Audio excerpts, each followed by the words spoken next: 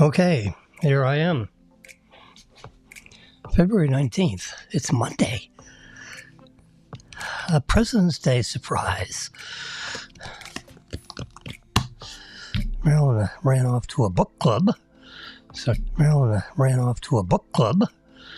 she's at a book club.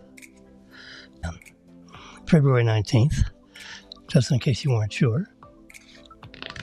4:30, she has to be at the book club. So she'll be there a few minutes early, I presume.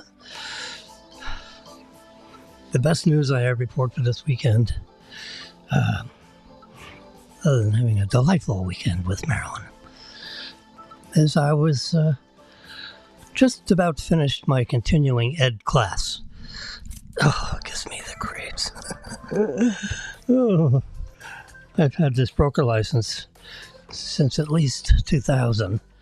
It's probably sooner than that, but when you look it up on the record, it says 2000. That's probably when, maybe that's when it switched. No, I had broker license earlier than that, I believe. I think I got my broker license in Tampa. And when I was a tampon, or a tampanian, or whatever you call those people over there. I lived there for 10 years. I loved it. I absolutely loved it. I was, Southeast Bank hired me to be in charge of real estate for the 17 counties surrounding Tampa. 17 counties out of 63 counties. So I had a nice little chunk of the west coast of Florida, not all the way to Fort Myers, and up, Crystal River and all that stuff.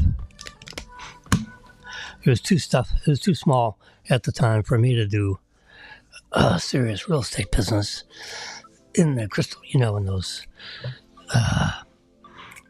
western counties. And I didn't go to Orlando. I was short of Orlando.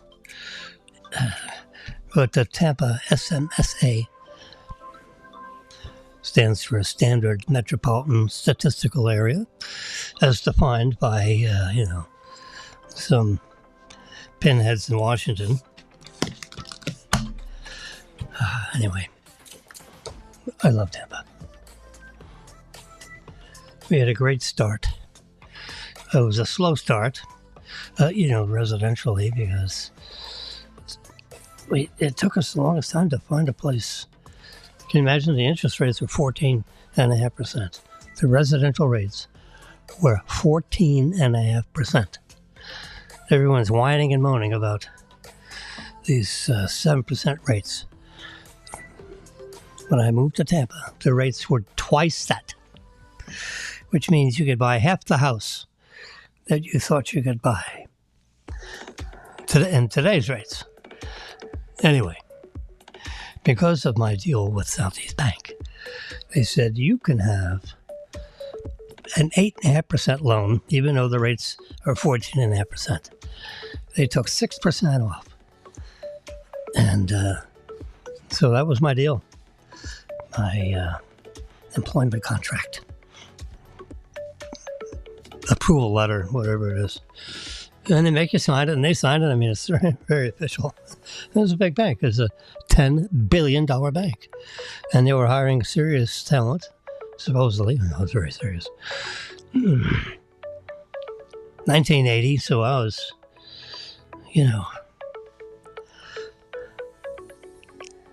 35 years old. Exactly. And anyway, we found a house, Barrow Place in North Tampa. And it was a great house. I mean, it was the model house, literally, for this whole development. So they only had like 3 or 4 houses left. And one of them was the model house. And I said, we'll take that one. I mean, we walked around, So we bought that house for, at the time, it was 1980, for, I think, How about $147,000? That number pops into my head. 147. And it had every, a model house has every imaginable extra kind of, because they're advertising the house, and they want to advertise the, the wall coverings. So in these rooms, they had what they call grass cloth, which had, like pieces of, hay. It was long strips of some kind of grain thing without the seeds. And it was separated. It had like sewing, and then you'd have another. It was, anyone that knows what grass cloth is, it's a very expensive wallpaper. So they had, that's what I'm explaining. They had all the stuff. Ceiling fans in every room. So there was something spinning in the top of every room.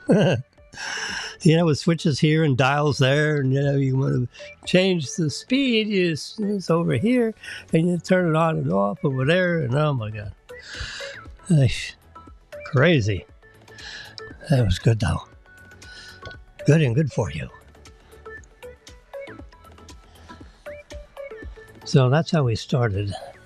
We moved in July 16th. I was trying to get in there by July 4th of July, but it didn't happen. So unfortunately, according to my contract, we stayed in a hotel, nice hotel.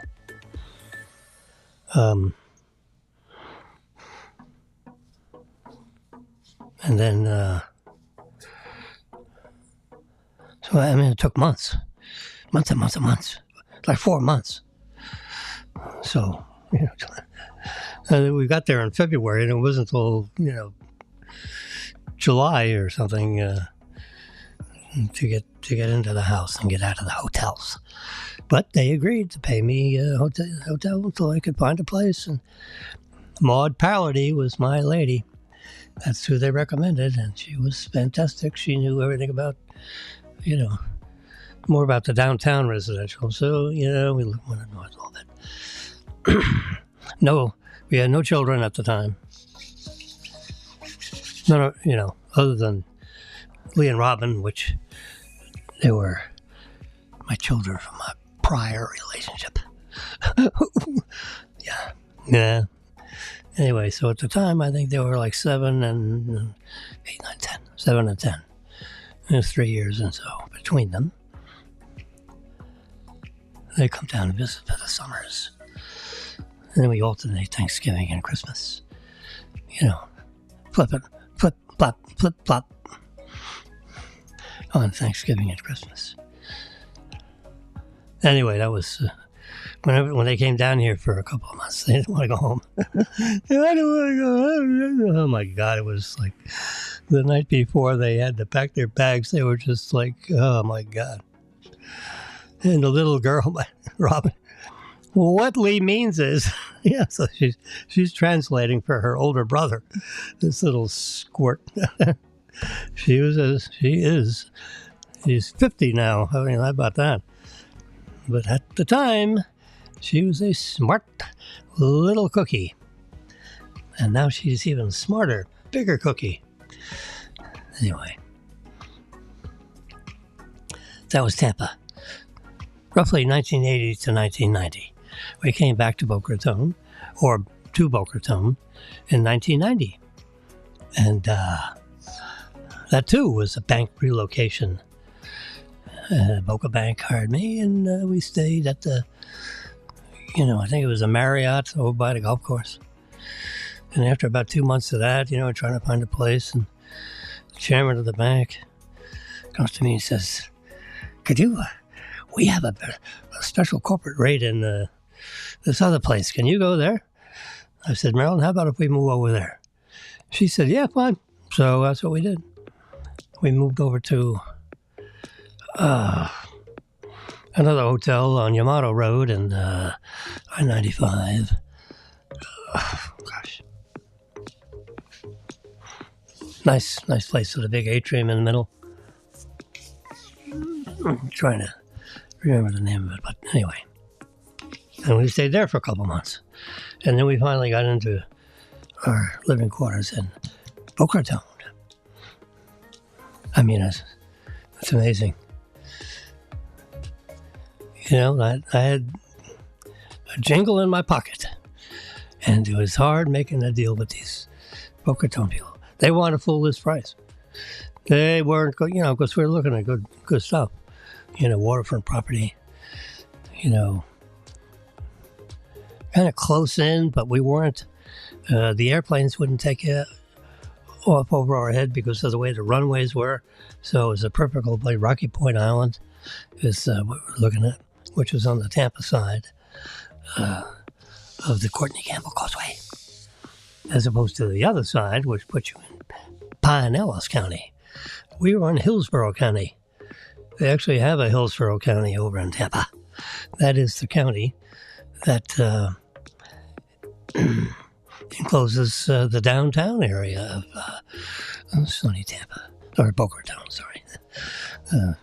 Whatever. So, we moved over here to Boca Raton, Palm Beach County, and, started with Boca Bank and tried to, I knew their portfolio was loused up. Anyway, after about 3 years of that, it was tough going because you had to, you were cleaning up a bank that was a mess. And the board of directors approved all those loans. So that made it a little interesting because, I'm reporting on this loan's not good, that loan's not good. I had a private meeting with our chairman, Arthur Bellis. And I said, Arthur, Houston, we have a problem. Out of your portfolio, I see about $40 million worth of loans that have hair on them. It's like old cheese. They're not only getting ripe, but they're growing hairs on them. Oh, boy. So I said, we'll take it in phases because, you need about between $8 and $10 million worth of capital in the long run to keep this bank open. Now, they're not going to take it all the time because they don't see everything as fast as I see things. Because they're regulators and they think they're smart cookies, but we're actually just a little bit smarter. And that's why we get the big bucks. I don't know how true that is, but so that's what it cost them. They got down to about $1.7 million in capital, and they finally had to merge with somebody. I was gone. I already left. Philip Pye came in from Ohio because he was a banker that one of the directors, one of the larger investor directors, knew in Ohio and said, let's move Phil Pye in here. He'll know what's going on. Well, he didn't know his ass from first base. And he was, he was a senior officer. He's not a dummy. He just was ignorant of the issues with small community banking. He had no clue. He came out of a $300 million S&L, savings and loan, which is a whole lot different than what we're dealing with. Because we had all these commercial loans. He didn't know a commercial loan from, anything. It was, anyway, so that was a mess. But they recovered. They found a merger partner. And then that merger partner had another merger partner. The mergers were like, it was like the big fish eating the small fish, And they keep on having fish fry. But that's how it works. Oh, look at that. February 19th, 2016. So that was close to February. 2019. And look what they're doing there.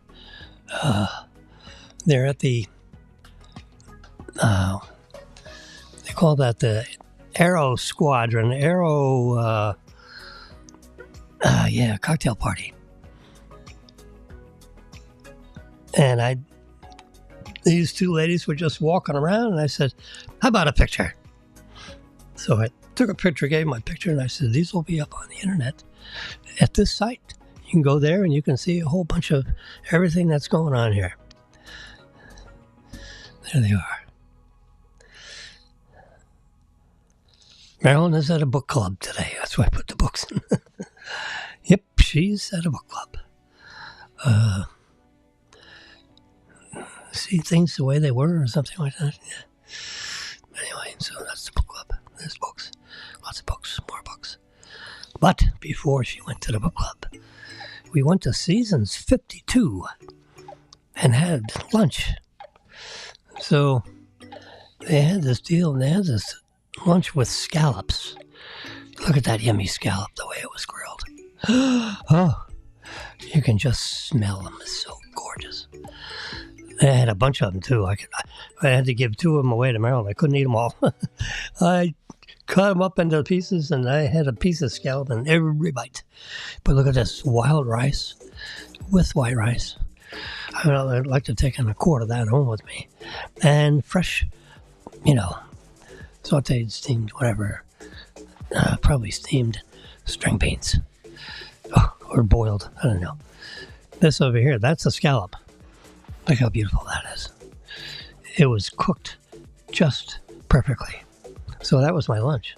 String beans, wild rice, and scallops. It was a marvelous lunch. But, Season 52, lunch for 2, and $130, $125, including tip. I think the lunch, with after dinner coffee, and we had a nice 2-hour lunch. $104 and change. Look at that. That was Marilyn's coffee. She had one of those cappuccino coffees, and she sprinkled some raw sugar on top. Look at those crystals just hanging on that meringue-looking arrangement that's on top of that cappuccino. Look at that. Looks pretty nice, huh? Yeah. I love to take pictures of food, if possible. And that's a dandy right there. Mm-hmm. And the cappuccino. And after I had desserts, I had this chocolate thingy. These cups are like this tall and about this square. It's something you'd put your pens or pencils in. And this was Oreo, obviously, because they got an Oreo sitting on top of it. And this one was something Marilyn got. It was strawberries and, some kind of biscuit thing that's stuck in there. These are the 3 that we picked.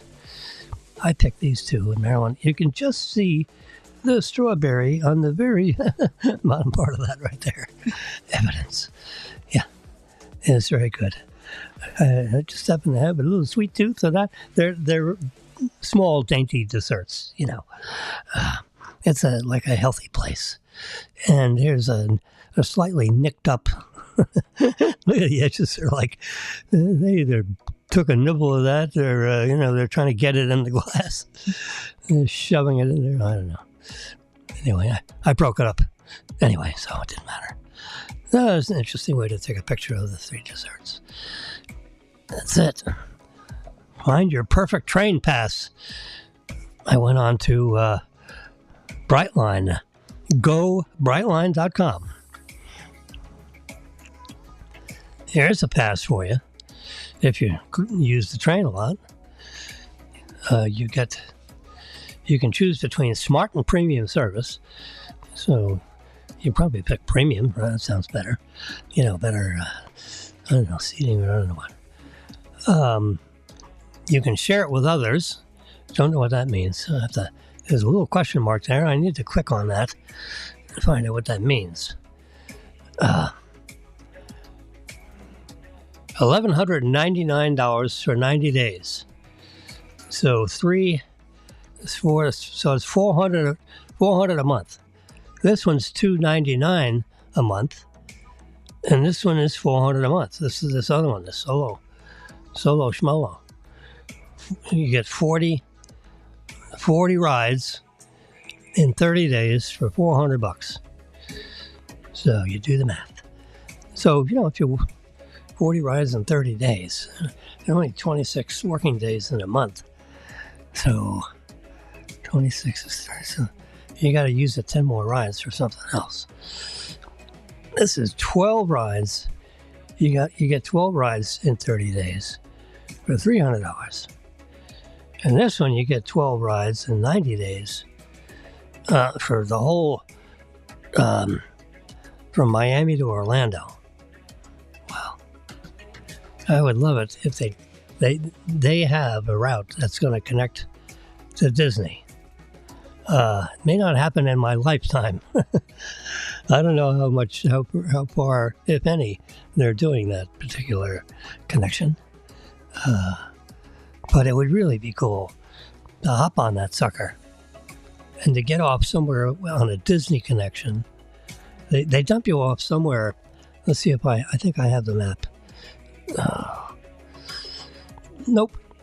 I thought I had the map on my phone. All these gadgets sync up with the same photographs. Let's see if I have it on this one, which you can't see exactly. There we go. Let's go to the photos. Let's see. No, they're not on this one either. Okay. So, I thought I had. I downloaded. I downloaded the maps, so they were JPEGs. So I don't know where they went. So they must be in a different album of some sort. This is the recent. Let's make sure this is recent. Yeah, that's recent. Huh. Library. What does that do? Well, for you, people and pets. There's people and pets. Look at that. It actually picks out people and says, oh, you want to find out all these pictures? You go here. And it'll pick them all up. No, anyway. Where are recents? Here's favorites. This is where you put a little heart on it. So you want to see it.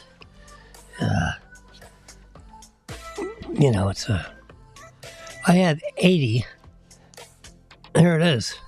You can see it on the bottom. I don't know if I can expand. No, I won't expand the numbers.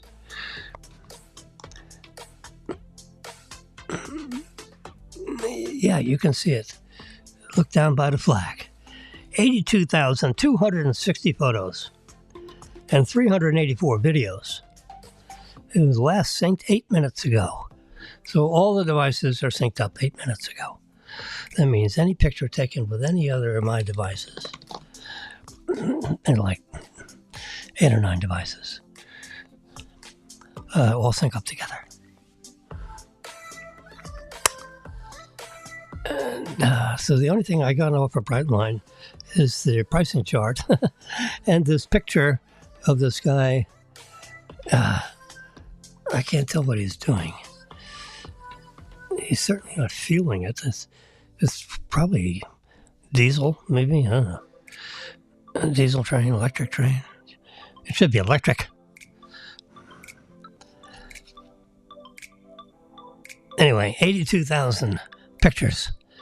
So, how many favorites do I have? Does it show? It does. 5,668 favorites. As opposed to 82,000.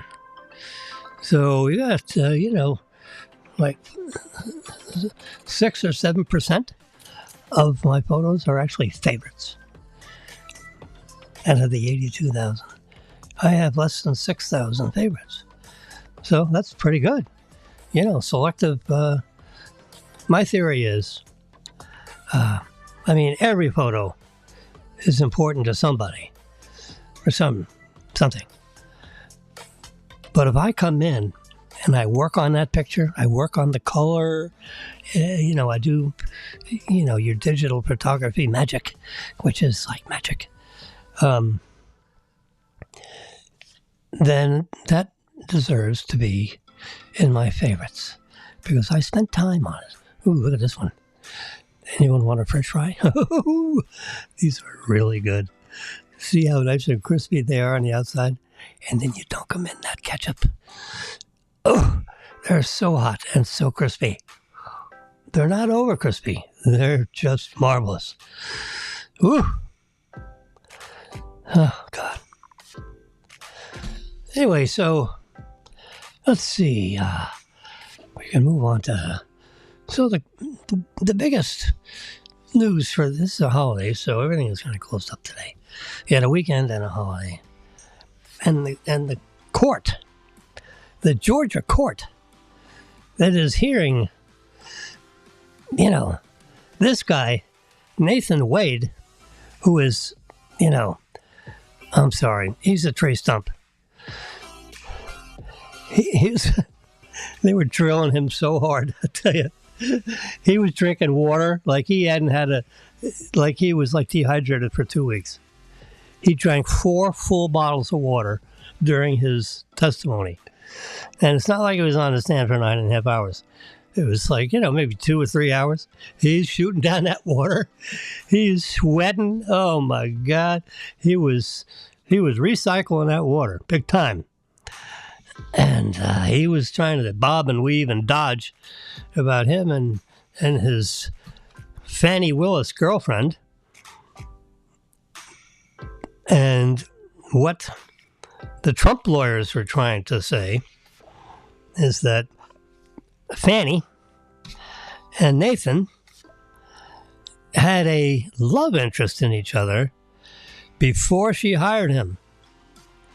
And then after she hired him, she gave him a big-ass raise, pardon the expression, and they started going on lavish trips. So he rewarded her with lavish trips. And that's like recycling money. Oh, no, I reimbursed him. I had to, well, how'd you do it? We don't see anything in your... Oh, I did it in cash.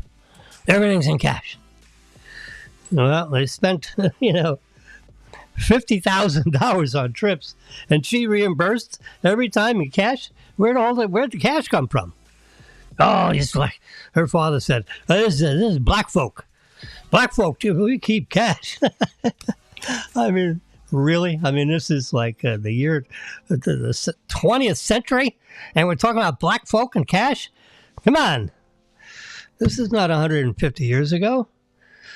We're all the same now when it comes to banking. And, you ever hear of a debit card if you don't like credit? You don't have to, oh, no, not Fannie. Everything's in cash. Why is that? Because you can't trace cash. There are no serial numbers when they do the cash thing. So now the judge, I think everybody's heard all the witnesses and all that. I think they're done. I hope they're done. I think the judge was trying to get it done because now he has to decide what he's going to do with this. Is he going to throw it to another office? The case is a bullshit case. I mean, it is a terrific, crazy case. Like never heard of before type of logic behind this case. I mean, they've twisted the law. And these people run for office, and they ran, we're going to get Donald. We're going to get, they were so bent out of shape because Trump won in 2016. They said, we're going to get him next time. Now, that's not the way our law enforcement is supposed to work. You break the law, they see you break the law, then they investigate and maybe try you if you broke a law after the investigation is completed. They don't say, we're going to get you and we're going to watch you, and if you've been out of line in your whole lifetime. I mean, they went back, past 2004. They went back beyond the statute of limitations and added all that stuff up. I mean, it's like, oh, God. And this judge is listening to this stuff. It's terrible. So they're trying to disqualify this district attorney and this prosecuting attorney. And so the judge can just pull it up and pull the whole case out of the entire office and give it to an entire somewhere else office. Somewhere else maybe in Fulton County, maybe, I don't know. But he's got to get it. He's got to move it. He can't allow this to stand. It's too crooked. These two people, suck money out of the system to ingratiate themselves. They went on 6 lavish trips in 5 months. Now, if you're busy doing your work, how do you leave your office 6 times in 5 months and go on cruises and that's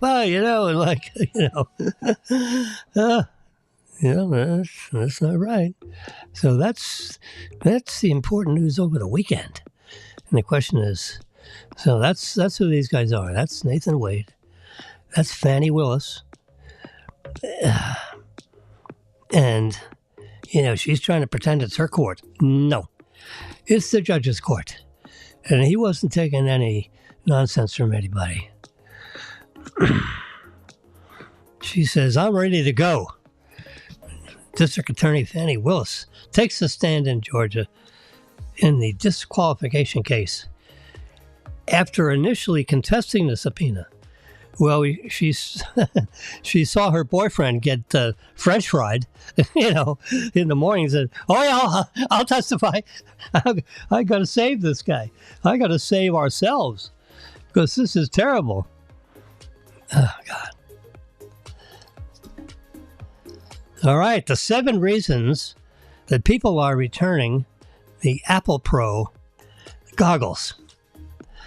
7 reasons. I have to investigate that.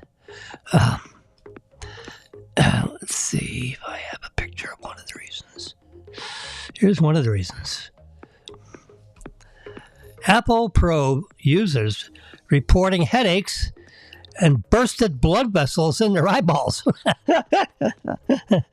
These things are so exciting that there's so much, energy going into your visual that your eyeballs are just ready to explode. If you got too many hours of, there's a little noise in this picture. Can we fix that? Edit. We're going to go here, push that button. We're going to slide over here. You can see this. Yeah, you can. See Photoshop Express? We're going to push that button. That's going to bring up these. This is another app within the app, so to speak. And we're going to go over here to reduce noise. See what happens. And then we're going to go here and reduce noise. Clarity. Let's take that down a tad right there. It still looks like an aggravated eyeball, so let's go here. I can touch this again, see if that brightens it up a little. All right, now let's do a little expando and see if it helped. I don't know if it helped. I guess it's better over here. Yeah, you can see the blood veins. You got the joke. Victor Tangerine Man, however you pronounce his name, wrote an article about the Apple Vision Pro users reporting headaches and bursted blood vessels. No, that is not a sales pitch, I don't think. Hey, look at those waves. Wow, that looks like a very exciting place to be if you're a surfer. This is the Atlantic Ocean. Wow. That's those, I used to be a surf guy. One of the few guys in my early generation that actually had a surfboard. A friend of mine, Tommy Gilbert, his family had a summer home on Gilgo Beach, a unique beach at the time, east of Jones Beach, which is a beach that we went to often.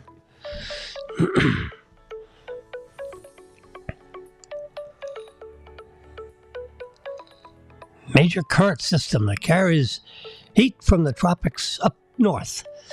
That's what happens with the Gulf Stream.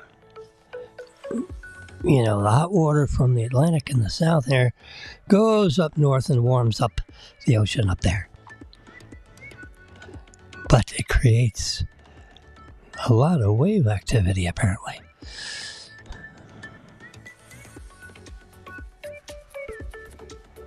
Anyway, so it's a little chilly, and these sailors are all lined up in a nice pattern, and the Navy updated its uniform policy so that sailors are now allowed to put their hands in their pockets rather than hang down and freeze the fingertips off these youngsters.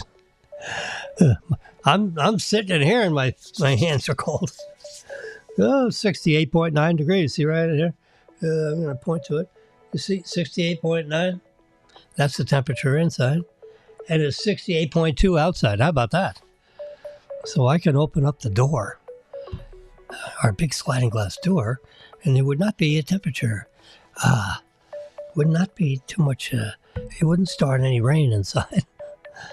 Yep. So the Navy has allowed hands in the pockets. So what's the difference between a 357 Magnum and a 38 Special? Well, the 38 Special is over here on the right, and a 357 Magnum is this slightly longer.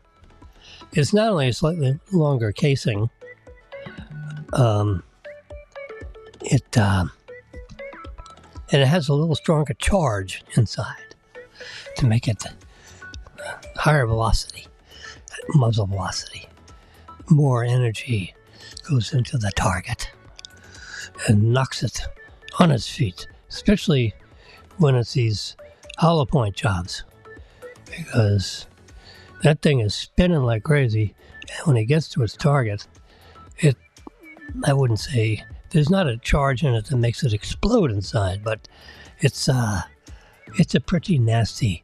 There are bullets made, by the way, by our military that actually have an explosion component of the bullet. So when it hits you, it explodes you inside, which, means you lay down and die. There's no, forget the ambulance. If they hit you in the chest with an exploding shell, you're toast. You are DUN done. Anyway, here's a picture that I thought had a little, it needs a little more zoom to it, don't you think? That's better. I meant color. There we go. Porsche. These are the Porsche logos through the years. And notice this one. Stuttgart is on there. Porsche. There's a faint Stuttgart in there. There's no Stuttgart here. They figured, you know what? You should know where we're from. And now they put Stuttgart back in there in the most recent Porsche logo redesign. Here's going back in the very early days, marching up through time to today. And the now iconic Porsche crest was originally developed for the brand in the 1950s.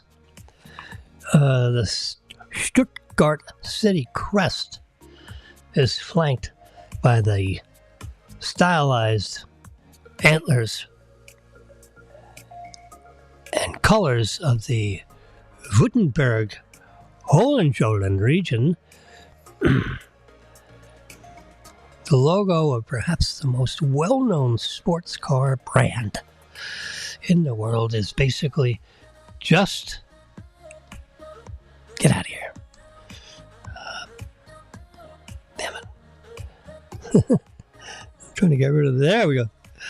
The world is just the medieval version of the company's address. Around 1962, while the 911 was getting ready to pick up where the 356 left off, the company was considering a rebrand, a total rebrand. Anyway, so part of that rebranding is messing with the crest. There we go. That one has been digitally jiggled by Jimmy just to make it pounce a little bit brighter. Witness contradicts Trump's prosecutor's claims about a romantic relationship. Yeah, well, too bad, but they tripped you up. And they found other witnesses that said, we saw you hugging and kissing in 2019. That's well before 2023. That is cute little doodad. Where the dog and the cat are sleeping together. How sweet is that? And the doggy's arms are over there. Hopefully that's not a, what do you call it, a Photoshop thing. I fell all in love with one picture and I found out later it was Photoshopped. Oh boy. All right, this portable power station is my must-have for road trips. It's $200 off right now. Okay. So it's got a couple plugs. So if your portable computer is skafooey, you can use this to plug in your charger. Now it has a C. There's a C plug right there. And that you could plug into your computer. Your Apple computer anyway. So that actually 1,000 watts. DC output for like a cigarette lighter. Anything that plugs into a cigarette lighter. This, you open that up, and it's got the standard plug if you had solar charging panels. Otherwise, you can plug it into your, what do you call it? It's an plug-in. Bluetti. Let's look it up. Look at that. We can look it up. Let's look it up on Amazon. Can you believe it? Here we go. Don't you like this? There's that little dog we were just talking about. It's charging up the headphones. We were just talking about the headphones. Okay, let's take a peek. These guys. The AC300, and this is a bigger one. Look at that. That's a big one. That's the one that costs a few dollars. And I don't know what this is. That's a little side thing, like a radio or something. This one looks strictly business. This is 6,600 watts. Yeah. I guess we're going down the line here. Let's see, learn more. Let's do learn more. Okay. $200 for this one. Let's. I don't like any of these choices, but let's see what do we got here. Oh, now we're up to $600. 600, 1200 surge, 2 600-watt outlets. Oh, that's getting better. That's getting warmer.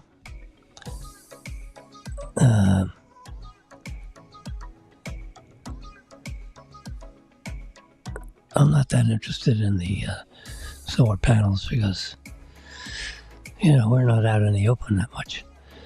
Bluetti Portable Station, the AC200 Max. That's 2,048 watt solar generator, expandable to 8,000 watts. There's 5 2,200 watt outlets, and it has lithium ion phosphorus oxide batteries, LiFePO4, they call it. That's lithium, Fe for ferrous, iron, and phosphate. Lithium iron phosphate batteries. That's what PO4 is. The half end of phosphoric acid. $1,600. You can hit this, and it applies a $200 coupon. Whoops, which makes that, so that's $1,700. That's $1,500. All right. Now, if you're going to buy one of these stupid things, then you got to buy this one, because at least it has, and then it has this plug right here, where you can plug it. I can plug it into my Tesla, and it will charge it a little bit. I mean, that's another thing. You put this in the trunk of the car. You just leave it back there, and if for some reason something goes a little haywire and you're like out of juice, you can plug that sucker in and just charge that battery enough to get to the a real charging place. Eesh. That's what I was thinking. Marilyn says not now, maybe later, but not now. Anyway, all right, let's see what this is, if this is any different. All right, this is the AC200L. You see, it has that covered up.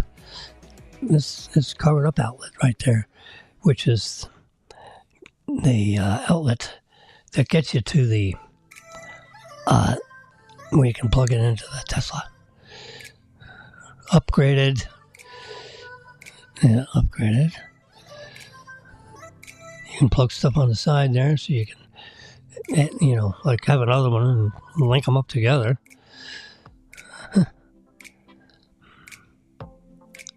There's even a higher rated. Let's look at this one. Since we're going crazy, let's go all the way. The Bluetti expansion battery. No, this is just an expansion battery. We don't want that. So anyway, that's this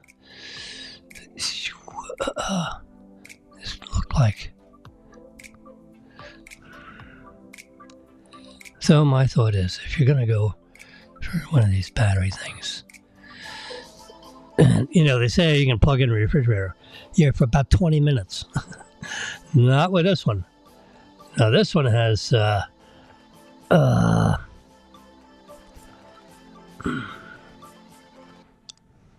see.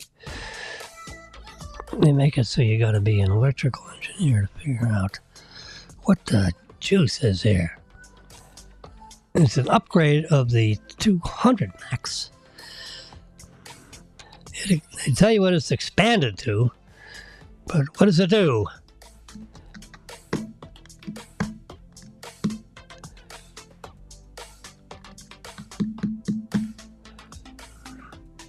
All right, I see how long it charges, how long it takes to charge. They don't really, let's go to the, they have like this, maybe I just passed it. Yeah, this right here. Capacity. See, 2,048 watt hours. And this one here is 200. No, that's 2,000. That's right. There's 1,152. So you can see these different models of the same brand. Blue Eddy is really, I did a little bit of research on this. This is really quite good. Now here you can, AC input. You can throw in 2,400 watts of power in there to charge it. You know, so that'll charge it up pretty fast. It weighs 61 pounds. So one of these has wheels on it, not this one. 61 pounds is, you know, that's hand truck. That means you have to have a hand truck. You got to throw that in the trunk of your car also. 61 pounds. It's too much more to carry other than about 10 feet. And then I'm gasping like a guppy. Anyway, so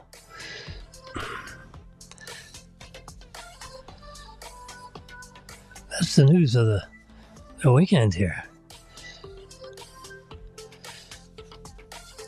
And you see, here's the judge that I was talking about. The biggest takeaways after the wild 2-day hearing on Fannie Willis's affair. And it's more than that, because they lied on a federal application saying that, no, we did not have a love interest before some date in 2023, which was false, because at least, I think several witnesses, but at least one said, oh, no, I've been this person's assistant ever since 2018, and she was, you know, kissing and hugging this guy, you know, way before 2023.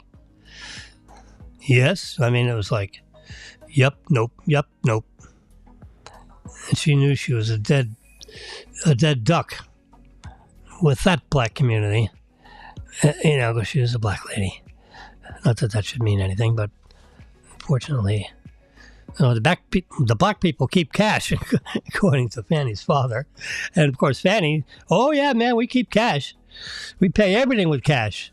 Can you imagine you're going away on a $4,000 cruise with your lovey-dovey, and you just happen to slip $4,000 in cash in your purse because you're going to pay them back? Really? Why don't you pay them back when you get back? You got to pay them back in cash on the trip? I mean, come on. What's going on here? And of course, there's no receipts with cash. You know, did he give you a receipt? No, we're like friends. We don't have to do that. We know each other. Oh yeah, no. Except for when you're in court, you moron. I mean, the biggest problem here is, for this judge, is this lady who's supposed to be a district attorney. That's in charge of a whole bunch of attorneys, right? A district attorney in charge of all the law enforcement crap that goes on in the Fulton County. So there's the highest level of respect given such a person. And she's abusing the system.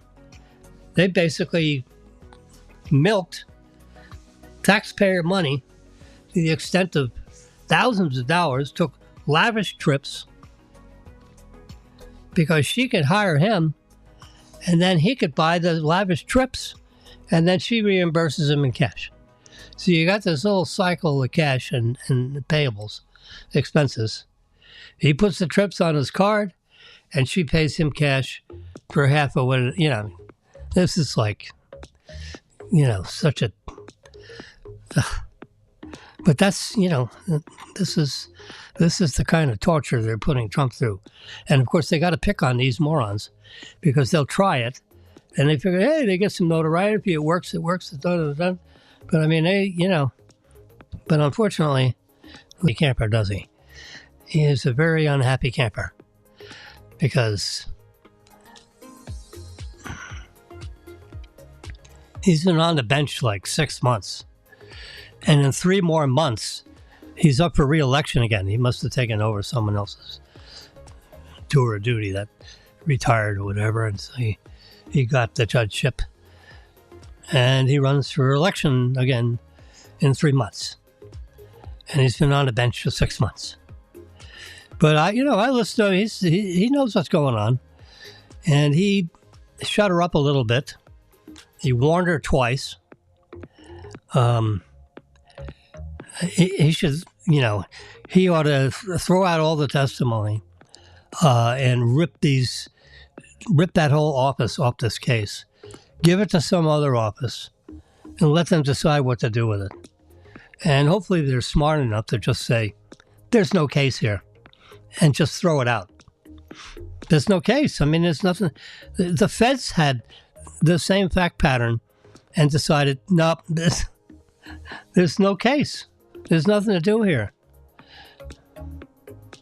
The identical fact pattern, the feds looked at it, and they tried every way but next Tuesday. They never went to court over it, and they never indicted over it because they said there's nothing here. It's all a bunch of, hocus pocus. But Fannie picked it up with her love interest Wade, and so they're jamming this through the court, and everyone's going, "What? This is insanity." Yeah. And then you got this stuff going on in New York City. Same thing. I mean, another piece of insanity. This judge, it was a judge-only case, found Trump guilty of what?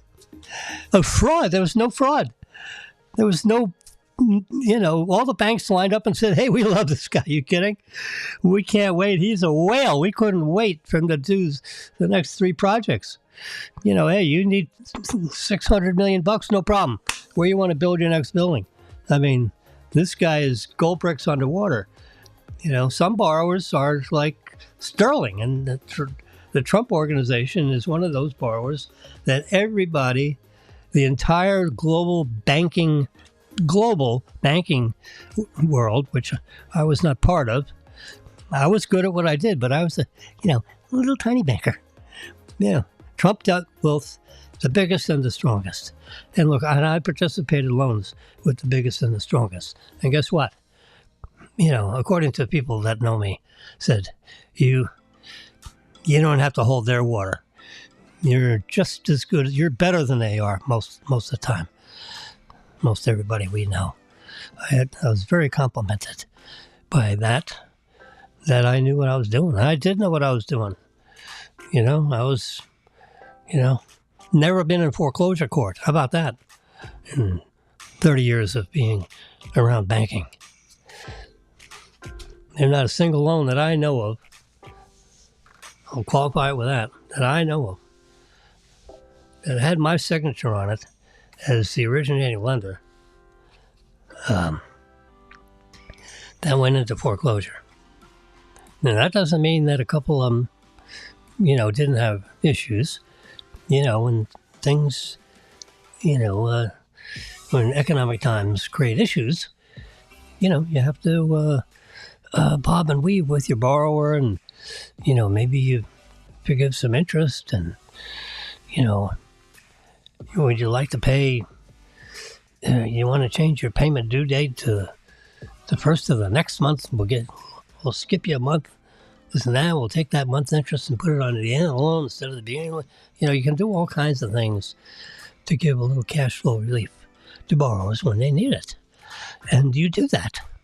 And on occasion, rare occasion, because I didn't have problems with my portfolio, because they were all, really strong borrowers. And when things got tough, they got tough. And they were careful not to, extend themselves beyond which they could deal with whatever they borrowed. Now, they'd risk their investment money, but they would not throw the banks in the middle of that risk. Anyway, and this whole stuff with the appraisals and this and that, Look, when a bank does a real estate loan, it hires its own appraiser, which is a licensed, I'm down here in the state of Florida, the Florida laws are such that the licensed appraisers are really good at what they do. They have to take continuing education every 2 years. They have to read stuff. They have to take